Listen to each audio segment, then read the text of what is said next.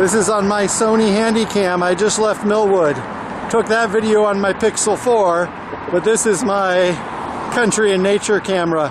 I'm crossing the Spokane River out of Millwood into unincorporated Spokane County, and then I'm going to find the Centennial Trail, or at least that's the plan. Let's see how that goes. So I looked at the map, and this road apparently leads to Centennial Trail, or is the Centennial Trail. I know where the Centennial Trail starts as a regular trail, but I don't know if it's continuous through here. But this looks like a nice quiet road to walk along.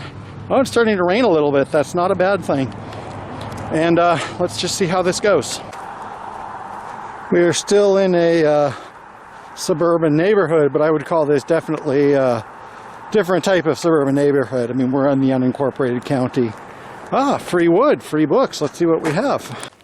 So this entire walk from Millwood to the trailhead is only about a mile, but when you don't know for certain where you're going or whether things will be there like they're supposed to be when you get there, sometimes walks like this can feel a lot longer. So we're turning off of this road, and I didn't give many features of it because it was only like 15 or 20 minutes, even though there was a full drama of anxiety, like, am I stuck in like cul-de-sac land forever? And as far as I know, once I get on this road, which is more of a highway, this is upriver. We've been on upriver before. There should be a turnoff to the left for the Centennial Trail, and I'm really hoping that is the case because I do not want to walk back a long way on the shoulder of this road. I'm also not clear where the Centennial Trail is. Okay, there's my answer. So this area here is the Centennial Trail State Park, this particular sidewalk.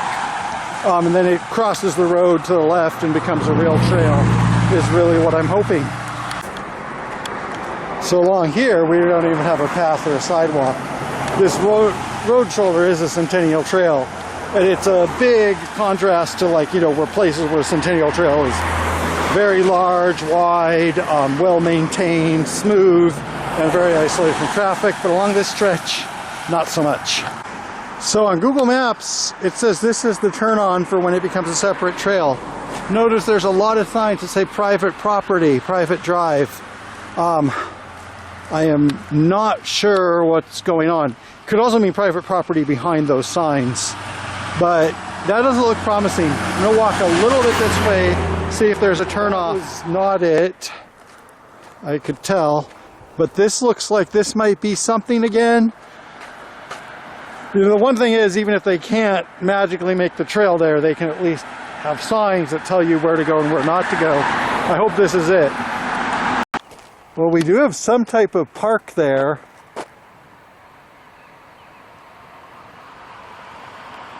People on bicycles, but I don't think that's the Centennial Trail. And it doesn't look like it's down there either. I'm slightly annoyed and befuddled right now.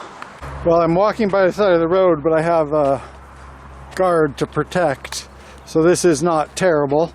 I would hope for more serenity and peace and natural surroundings, but this is what I have right now. Centennial Trail State Park.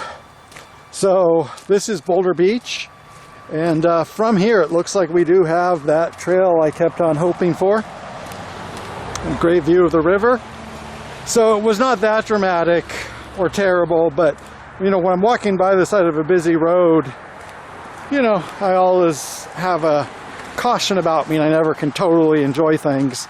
And from here, I think I have a couple miles of uninterrupted road.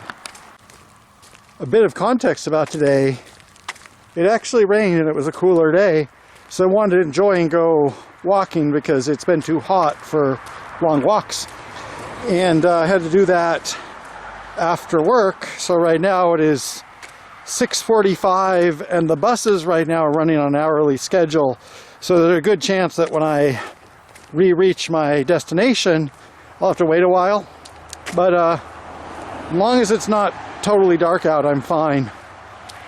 And so I'll just try to enjoy the walk as best as I can.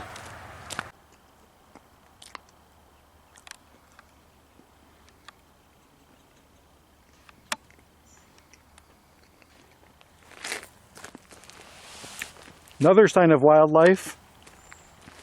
Looks apparent that there are beaver here, trying to chop down trees. One good thing about coming this far in the evening is it does feel a little bit more placid. I've seen a few people, just past a couple walking a gigantic newfie. On the other hand, I'm still close to the road and it looks like our separated trail might be disappearing, at least for a while. There's some type of park or campground over there and it's busy. And then you can see here, we're not that far out of Spokane in the area, but it's pretty empty on that side. Okay, crisis averted. We were just going through a little parking lot. Now the road continues this way. I don't think my walk is very long. I think it's only 2 or 3 miles, but well, let's find out. Never came this way before, and distances can be deceptive on a map.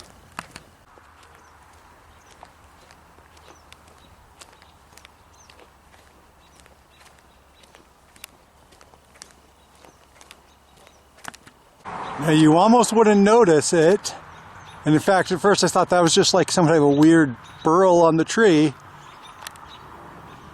There's a bald eagle up at the top of that tree here on the Centennial Trail, just northeast of the Upriver Dam. Oh, come on, show the head.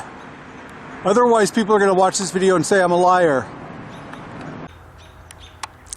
So that's about what we're going to get as little peaks. And at first I thought that could be a red-tailed hawk or an osprey, but you can tell obviously that is a bald eagle. You can also hear the birds chirping around it. I've seen some of them swoop by. There, did you see that right there?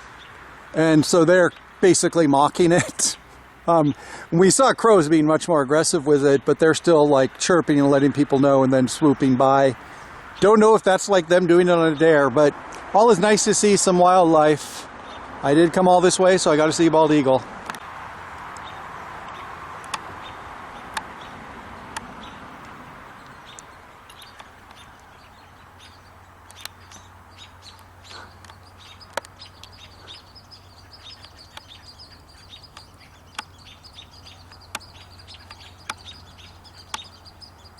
Those are some brave little birds.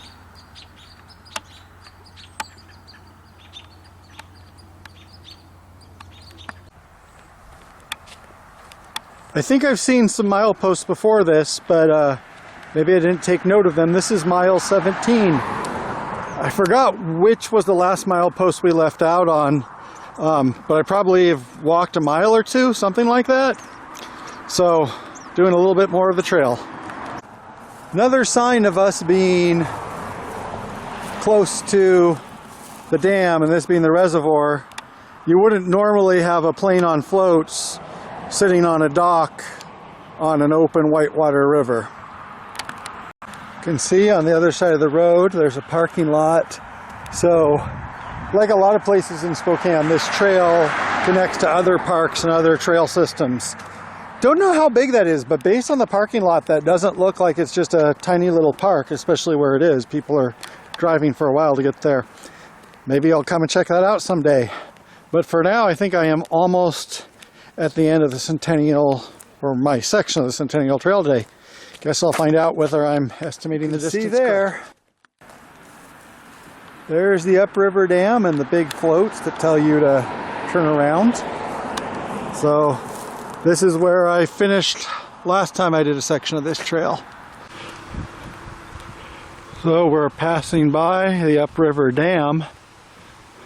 I think there's a complex here, but this is perhaps the main dam, and it's not the most majestic dam I've ever seen, but it's still impressive, interesting sight. Between that and the bald eagle, I've, justified this little walk. Well, this is where I finished my walk from Gonzaga. It's like a month ago or something, I forgot. So I've completed the logic, and now I've gone everywhere from Ball and Kettle to Millwood on foot. And there might be more if I can get a cool day or two in the summer, but in the meantime, you know, I know it wasn't the most majestic outdoor adventure, but hopefully you got to see something more and learn more about the area. And for now, I'm going to go home and I'm going to eat like a slice of chocolate cream pie and then rest my feet, because all in all, I did end up walking a bit today.